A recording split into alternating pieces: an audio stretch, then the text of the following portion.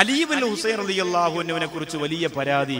അദ്ദേഹം ഉമ്മയോടൊത്ത് ഉമ്മയുടെ പാത്രത്തിൽ നിന്ന് ഭക്ഷണം കഴിക്കൂല. വലിയ പരാതി. അതൊരു വലിയ കംപ്ലൈന്റ് ആണെന്ന് കണ്ടത്. നമ്മളൊക്കെ ആ പാത്രം എടുത്ത് ഉമ്മയുടെ തലക്കടിക്കുന്നു. അതൊന്നും നമുക്കൊന്നും വലിയ കംപ്ലൈന്റ് അല്ല. കൂട്ടുകാർ പറയും, കൊല്ലാത്തന്തറ ആ കിളവിയെ അടിച്ചിട്ട് വന്നു, ഞാനാണ് നീ കുത്തി കയറ്റെന്ന് പറയും. ഇതാണ് നമ്മുടെ അവസ്ഥ.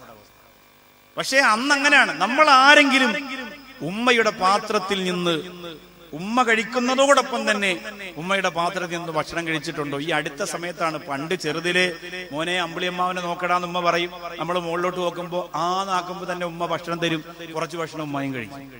അങ്ങനെ ഒരുമിച്ച് കഴിച്ചതല്ല. ഇപ്പൊ ഈ അടുത്ത സമയത്ത് ആരെങ്കിലും ഉമ്മയോടൊത്തിരുന്ന് ഉമ്മയുടെ പാത്രത്തിൽ നിന്ന് ഒരുമിച്ച് ഭക്ഷണം കഴിച്ചിട്ടുണ്ടോ? ഈ കഴിഞ്ഞ ഒരു 4-5 മാസത്തിനകത്ത് ആരെങ്കിലും ഉണ്ടെങ്കിൽ ഒന്ന് കൈവയ്ക്കുക നോക്കട്ടെ. അത്രയും വലിയ സ്വാലിഹ്യങ്ങളുണ്ടോന്ന്. ആരുമില്ല. ഒരാളുണ്ട്. അൽഹംദുലില്ലാ, അല്ലാഹു ഖബൂൽ ചെയ്യട്ടെ. ആ ഒരാളെ കാണാൻ നിങ്ങൾക്ക് എത്ര താല്പര്യമാണെങ്കിൽ ആ ഒരാൾ 2-3 പേരുണ്ട്. അൽഹംദുലില്ലാ, അല്ലാഹു തആല വിജയിപ്പിക്കട്ടെ. അൽഹംദുലില്ലാ, അൽഹംദുലില്ലാ, അല്ലാഹു സ്വർഗ്ഗം കൊടുക്കട്ടെ. അദ്ദേഹം അതേക്കുറിച്ച് ഒരുപാട് വാചാലനായി എന്നോട് സംസാരിച്ച സഹോദരനാണ്. അല്ലാഹു ഉമ്മാക്കും ഉപ്പാക്കും സ്വർഗ്ഗം കൊടുക്കട്ടെ. അങ്ങനെയാണെങ്കിൽ ഞാൻ ചോദിക്കുകയാണ്, ഭാര്യയോടൊത്തിരുന്ന് ഭക്ഷണം കഴിച്ച ഒരു കൈ പൊക്കാൻ പറഞ്ഞാൽ കൈയും പൊക്കും, ചിലപ്പോൾ കാലും പൊക്കും ഇവിടെ. കാരണം എന്താണെന്നറിയോ? അത് സംഭവം, അത് കളി വേറെയാ. അത് വേറെ. ഭാര്യയോടൊത്തില്ല നമ്മൾ ഭക്ഷണം കഴിച്ചിട്ടുള്ളൂ. എന്തുമായിരുന്നു കല്യാണം കഴിഞ്ഞ വാടേ. അല്ലാ, എന്തൊക്കെ ഗമയായിരുന്നു. ഭർത്താവിന്റെ പവറൊക്കെ കാണണം. വലിയ ഇംഗ്ലീഷിൽ സംസാരിക്കുള്ളൂ അല്ലേ? ഇങ്ങനെ ഒരുമിച്ച് ഭക്ഷണം കഴിക്കുള്ളൂ, ഒരുമിച്ച് കുളിക്കുള്ളൂ, ഒരുമിച്ച് പല്ല് തേക്കുള്ളൂ, ഒരുമിച്ച് യാത്ര ചെയ്യുള്ളൂ. ഇതൊക്കെയായിരുന്നു. പക്ഷെ ഇപ്പോ ഭാര്യയെ കണ്ടിട്ട് തന്നെ കുറെ ആളായെന്നാണ്. കാണലുണ്ടോ? ഒരു റൂമിൽ തന്നെയാണോ? അല്ലാഹു അഅലം. ഓർമ്മ പോലും ഉണ്ടാവില്ല. അങ്ങനെ പോണു ഉസ്താദേ, കുഴപ്പമില്ല. ഒരു നിരാശ. കല്യാണം കഴിഞ്ഞ സമയത്ത് എങ്ങനെയുണ്ട്? അൽഹംദുലില്ലാ, മാഷാ അല്ലാഹ്, ഓ പടച്ചോനെ സുന്ദരിക്കുട്ടെ. ഇപ്പൊ ചോദിച്ചാലോ? അങ്ങനെ പോണു, ഒരു പരുവത്തിന് ഇൻഷാ അല്ലാഹ് എല്ലാം ശരിയാവും. എന്ന് ശരിയാവാ? മരിക്കുമ്പോ ശരിയാവും. എന്തുകൊണ്ടെന്നറിയോ? നമുക്ക് നമ്മുടെ മനസ്സിലത് പിടിച്ചേർത്ത. ഇതിവിടെ സൈക്കോളജിക്കലിന്റെ ക്ലാസ് ഒക്കെ നല്ലതാണ്. ഇടയ്ക്കിടയ്ക്ക് ബഷീറഡാത്തിനെ പോലെയുള്ള ഇവിടെയൊക്കെ ക്ലാസ് വെക്കുന്നുണ്ട്. അതൊക്കെ നല്ലതാ. കുടുംബജീവിതം ഭദ്രമാക്കാനും നമ്മുടെ മനസ്സിനൊരു സന്തോഷം കിട്ടാനൊക്കെ നല്ലതാണ്. അപ്പോ നമുക്കെന്താണ്, നമ്മുടെ പ്രിയപ്പെട്ട ഭാര്യയോടൊത്ത് നമ്മൾ ഭക്ഷണം കഴിക്കുന്നത് കുടുംബജീവിതത്തിന് ഒരു ഒത്തൊരുമയ്ക്കും സന്തോഷത്തിനൊക്കെ വേണ്ടിയാണ്. ഉമ്മയോടൊത്തിരുന്ന് കഴിച്ചു നോക്കണം. വല്ലാത്ത സുഖമാണത്. അവർക്കൊരു വെറുപ്പ് നമ്മളെടുത്തില്ലല്ലോ. ഏതെങ്കിലും ഉമ്മമാരും മക്കളെ വെറുക്കുമെങ്കിലും ഉള്ളിന്റെ ഉള്ളിൽ അവർക്ക് വെറുക്കാൻ കഴിയില്ല. ഈ കട്ട കൊണ്ടെന്നേറിഞ്ഞാലും എന്റെ കുഞ്ഞിനെ കാക്ക് നീ മന്നാനേ, നിന്യതയോടെ തഴഞ്ഞാലും എന്റെ കൽബിൽ നിറയെ മകനാണേ. തീക്കട്ട കൊണ്ടെറിഞ്ഞാലും, തീക്കട്ട കൊണ്ട് ഉമ്മയെ എറിഞ്ഞാലും ഉമ്മ പറയുന്നു, അല്ലാ എന്റെ പൊന്നുമോന്റെ ശരീരത്തിൽ ഒരു തീപ്പൊരി പോലും വീഴാതെ നീ കാക്കണേ അല്ലാ. അങ്ങനെ പ്രാർത്ഥിക്കാൻ ലോകത്തുമ്മാക്ക് മാത്രമല്ലേ കഴിയുകയുള്ളൂ. ഉമ്മയും ഉപ്പയും കരയുന്ന വീടുകൾ, നന്മ മരിക്കുന്ന ജഹിലിന്റെ കൂടുകൾ, എത്ര തളർന്നാലും വീണ്ടും ചിരിക്കുന്നു റഫുവാണേ, മക്കൾ കലിവാണേ. കഴുത്തിൽ കയറിട്ട മറുനാലും മോനെ മോനെ എന്നല്ലാതെ വിളിക്കൂലേ, കനലിൽ ഇറങ്ങി നടന്നാലും മോനെ നെഞ്ചിന്റെ ചോടീന്ന ഗറ്റൂലേ. ഞാൻ എന്റെ പ്രിയപ്പെട്ട ഉമ്മയെ കുറിച്ച് എഴുതിയ വഴികളാണ്. എന്റെ പ്രിയപ്പെട്ട ഉമ്മയുടെ മുമ്പിൽ ഇരുന്നിട്ട് ഈ പ്രിയപ്പെട്ട നൗഷാദ് വാക്ക് എഴുതിയിട്ട് പാടി സന്തോഷിപ്പിച്ചു കൊടുത്ത വാക്കുകളാണ് നിങ്ങളോട് പറഞ്ഞത്. എന്തറിഞ്ഞാലുള്ള ചെറുപ്പക്കാരാ, തീക്കട്ട കൊണ്ടെറിഞ്ഞിട്ട് നടക്കാൻ പറഞ്ഞാൽ പ്രിയപ്പെട്ട ഉമ്മയെ നെഞ്ചിൽ, പൊന്നുമോനെ നെഞ്ചിൽ ചേർത്ത് വെച്ചിട്ട് കനൽ കട്ടയിൽ ചവിട്ടി നടക്കുമ്പോഴും ഉമ്മ ആ പൊന്നുമോനെ നെഞ്ചിന്റെ ചൂട് കൊടുത്തിട്ട് സമാധാനിപ്പിക്കുകയാണ്. എന്റെ പൊന്നുമോനൊന്നും വരല്ല അല്ലാ, എന്റെ തങ്കക്കുടത്തിനൊന്നും വരല്ല അല്ലാ, എന്റെ മുസ്താഖ് അഹമ്മദ് എന്ന പൊന്നുമോ പൊന്നുമോനെ മരണപ്പെട്ടു പോയപ്പോ അല്ലാഹുവിന്റെ പരിശുദ്ധ ഹറമിൽ നിന്ന് പൊട്ടുന്ന മനസ്സുമായിട്ട് എനിക്ക് ക്ഷമ തരണേ എന്ന് ദുആ ചെയ്തുകൊണ്ട് എന്റെ പൊന്നുമോന്റെ മയ്യത്തിന്റെ മുമ്പ് വരുമ്പോ എന്റെ പ്രിയപ്പെട്ട ഉമ്മ എന്നോട് പറഞ്ഞതല്ലാ, എന്റെ മുസ്താഖ് എന്ന പൊന്നുമോന് മരിക്കുന്നതിന് പകരം എന്നെ മരിപ്പിച്ചിരുന്നെങ്കിലല്ല എന്റെ പൊന്നുമോന് സങ്കടം വരില്ലായിരുന്നല്ലോ. അവന്റെ മകൻ മരിക്കുന്നതിന് പകരം എന്നെ നീ മരിപ്പിച്ചിരുന്നെങ്കിലല്ല എന്നെന്റെ പ്രിയപ്പെട്ട ഉമ്മ പറഞ്ഞപ്പോ എന്റെ ഖൽബിൽ അല്ലാഹു തന്നൊരു സമാധാനമാണ്. ഉമ്മമാരങ്ങനെയാണ്, എത്ര സ്നേഹിച്ചാലും മതിവരാത്ത നീരുറവയാണ് പ്രിയപ്പെട്ട ഉമ്മ. അതുകൊണ്ട് ഉമ്മയോടും വാപ്പയോടും നമ്മൾ ഒരു അധപകേടും കാണിക്കല്ലേ ചെറുപ്പക്കാരാ. വലാ തഖുല്ലഹുമാ ഉഫിൻ, ഛേ എന്ന ഒരു വാക്കുപോലും നിങ്ങളുടെ മാതാപിതാക്കൾക്കെതിരെ നിങ്ങൾ പറയല്ലേ എന്ന് ഖുർആൻ പറഞ്ഞത് എത്ര കണിശമായ ശബ്ദത്തിലെന്നറിയോ?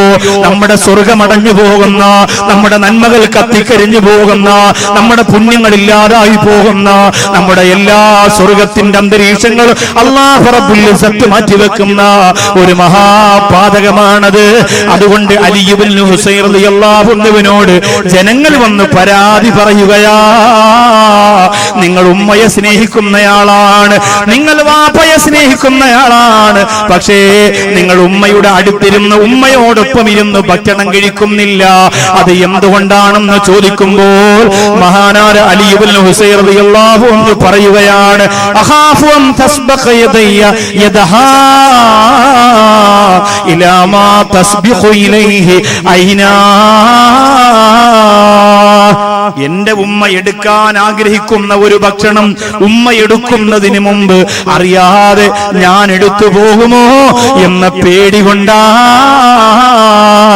ഒരുമിച്ചൊരു പാത്രത്തിലിരുന്ന് ഭക്ഷണം കഴിക്കുമ്പോ എന്റെ പ്രിയപ്പെട്ട ഉമ്മ എനിക്ക് ആ ഭക്ഷണം എടുക്കണമെന്ന് കരുതിയിട്ട് ഉമ്മ എടുക്കാൻ വേണ്ടി കൈകൊണ്ടുവരുമ്പോ അറിയാതെ എന്റെ ഉമ്മ ആഗ്രഹിച്ചു പോയ ഭക്ഷണം എന്റെ ഉമ്മ എടുക്കുന്നതിന് മുമ്പ് ഞാൻ എടുത്തു പോകുമോ എന്ന പേടിയാ.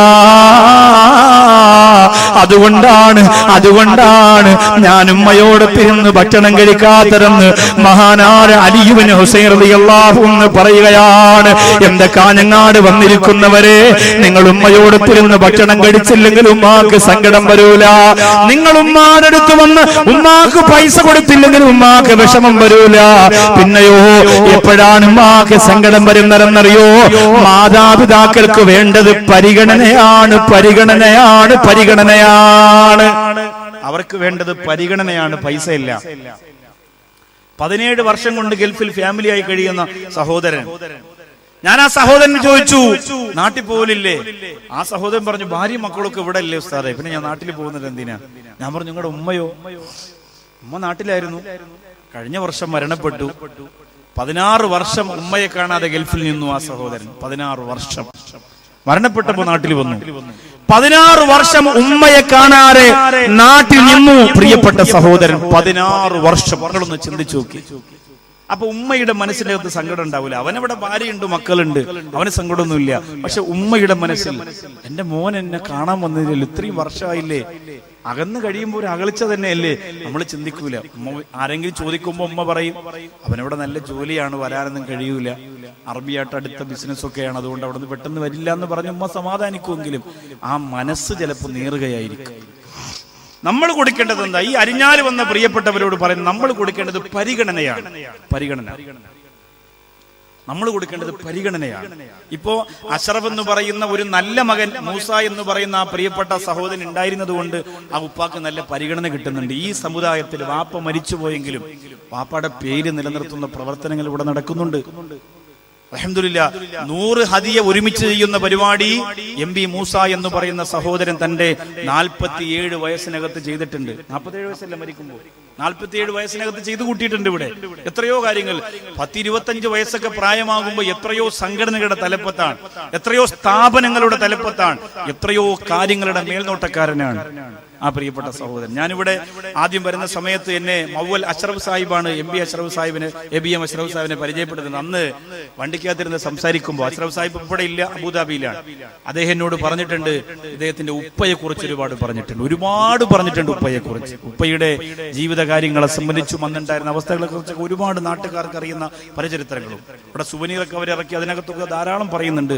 അള്ളാഹു അദ്ദേഹത്തിന് ഉന്നതമായ ബർസഖ് ജീവിതം അള്ളാഹു കൊടുത്ത് അനുഗ്രഹിക്കുമാറാകട്ടെ. അവരൊക്കെ കാലാകാലം നമ്മുടെ മുമ്പിൽ തന്നെ ഉണ്ടാവണമെന്ന് നമ്മൾ ആഗ്രഹിച്ചവരാണ്. പക്ഷെ അങ്ങനെ ആഗ്രഹിക്കാനല്ലേ നമുക്ക് പറ്റുള്ളൂ. പക്ഷെ അവരെ ഇങ്ങനെ അള്ളാഹു ഒരു തീരുമാനം വരുമ്പോൾ ഒരു കാരണമുണ്ടാക്കി അള്ളാഹു കൊണ്ടുപോവാണ്. പരിഗണനയാണ് നമ്മുടെ ഉമ്മാക്കും ഉപ്പാക്കും ആവശ്യം, പൈസയല്ല. നിങ്ങൾ എല്ലാ മാസവും കുവൈറ്റിൽ നിന്നും ഇറാഖിൽ നിന്നും സൗദിയിൽ നിന്നും മസ്കറ്റിൽ നിന്നും വാപ്പാക്ക് 50,000 അയച്ചു കൊടുക്കുന്നു പറഞ്ഞെന്ന് അതൊന്നും പരിഗണനയില്ല. പരിഗണന എന്ന് പറഞ്ഞാൽ എന്താ? നിങ്ങൾ വാപ്പാടെ ഉമ്മയുടെ അടുത്ത് വന്നിരിക്കും. എത്ര തിരക്കുണ്ടെങ്കിലും പെരുന്നാളിന് ഉമ്മയെ കാണാതെ എനിക്കെന്ത് പെരുന്നാളാന്നോ ഉമ്മയുടെ മുഖത്ത് നോക്കി പറയുന്ന മോനെ ഉമ്മാക്ക് മറക്കാൻ കഴിയില്ല. ഇന്ന് പെരുന്നാളിന് മക്കൾ വാപ്പാക്കും ഉമ്മാക്കും അയച്ചു കൊടുക്കുന്നത് എന്താണ്? ഈദ് മുബാറക് മൊബൈലിലൂടെ. ഉമ്മ രാവിലെ എടുത്ത് നോക്കുമ്പോ ഉമ്മ മൂത്ത മോനെ വിളിച്ചോ? ഇല്ലല്ല, അവൻ ഈദ് മുബാറക് അയച്ചിട്ടുണ്ട് രാവിലെ, കഴിഞ്ഞു, എന്റെ പെരുന്നാൾ കഴിഞ്ഞു. ഉമ്മയോടത്തുള്ള പെരുന്നാൾ മറന്നുപോയ കാഞ്ഞങ്ങാട്ട മക്കളെ, വാപ്പയോടത്തുള്ള പെരുന്നാൾ മറഞ്ഞുപോയ കാഞ്ഞങ്ങാട്ട മക്കളെ, ആ കുടുംബജീവിതത്തിന്റെ മധുരം നിങ്ങൾ നശിപ്പിച്ചു കളയല്ലേ? ആ ഒത്തൊരുമയുടെ മാഹാത്മ്യം നിങ്ങൾ തകർത്തെറിഞ്ഞു കളയല്ലേ?